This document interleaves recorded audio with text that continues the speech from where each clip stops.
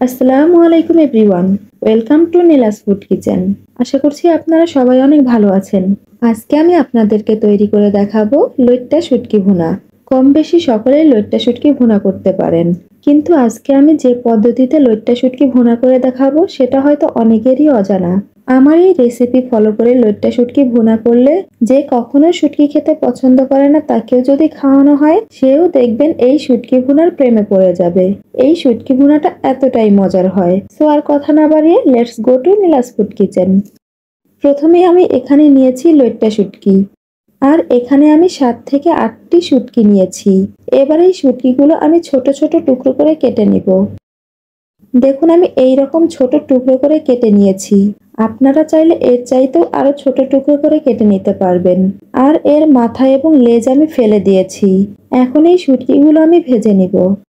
তার জন্য চুলায় একটি প্যান বসিয়ে নিয়েছি। এবার প্যানের মধ্যে কেটে রাখা শুটকিগুলো দিয়ে দিচ্ছি। এখন আমি শুটকিগুলো চুলার মিডিয়াম আঁচে 4 থেকে 5 মিনিট পর্যন্ত ভেজে নিব। শুটকিগুলো ভালোভাবে ভাজা হয়ে গিয়েছে। এখন এর মধ্যে পরিমাণ মতো পানি দিয়ে দিচ্ছি। এবার পানিতে বলক তুলে নিব। পানিতে বলক চলে এসেছে। এবার চুলা থেকে নামিয়ে শুটকিগুলো ভালোভাবে ধুয়ে নিব। এবার একটি পাত্রে নিয়ে নিচ্ছি 18 থেকে 20টি শুকনা মরিচ। আমি এই রেসিপিতে ঝালের পরিমাণ বেশি দিয়ে থাকি, আর ঝালের কারণে শুটকি ভুনাটা বেশি মজা হয়ে থাকে। তবে আপনারা আপনাদের পছন্দ মতো ঝালের পরিমাণ আরো বাড়িয়ে বা কমিয়ে দিতে পারবেন। আরো দিয়ে দিচ্ছি 3 টেবিল চামচ রসুনের কোয়া। এবার এগুলোকে আমি পেস্ট করে নিব।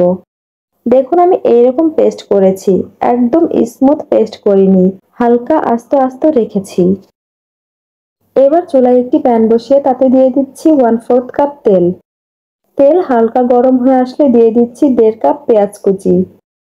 লবণ দিয়ে দিচ্ছি স্বাদ মতো। এখন পেঁয়াজগুলো ভেজে নিব। পেঁয়াজ ভাজা হয়ে গেলে এর মধ্যে ধুয়ে রাখা শুটকি দিয়ে দিব।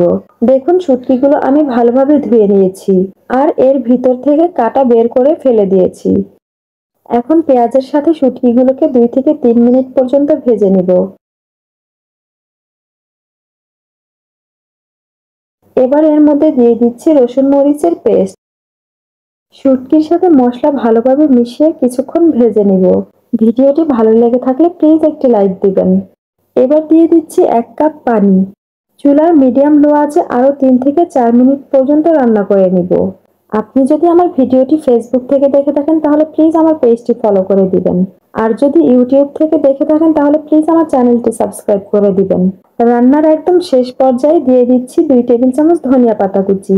এবার নেড়েচেড়ে মিশিয়ে চুলা থেকে নামিয়ে নিব। আশা করছি আমার আজকের রেসিপি আপনাদের কাছে অনেক ভালো লেগেছে আর সহজও লেগেছে। ভিডিওটি ভালো লেগে থাকলে প্লিজ একটি লাইক দিবেন এবং কমেন্টস করে জানাবেন রেসিপিটি আপনাদের কাছে কেমন লেগেছে। বিশ্বাস করুন এইভাবে লইট্টা শুটকি ভুনা করলে এতটাই মজার হয় যা আমি আপনাদেরকে বলে বোঝাতে পারবো না। আশা করছি অবশ্যই বাসায় একবার ট্রাই করবেন, তাহলেই বুঝতে পারবেন এই শুটকি ভুনা খেতে কতটা মজার। তাহলে আজ এই পর্যন্তই। আবার দেখা হবে নতুন কোনো রেসিপি নিয়ে। সে পর্যন্ত সবাই ভালো থাকুন, সুস্থ থাকুন। আল্লাহ হাফেজ।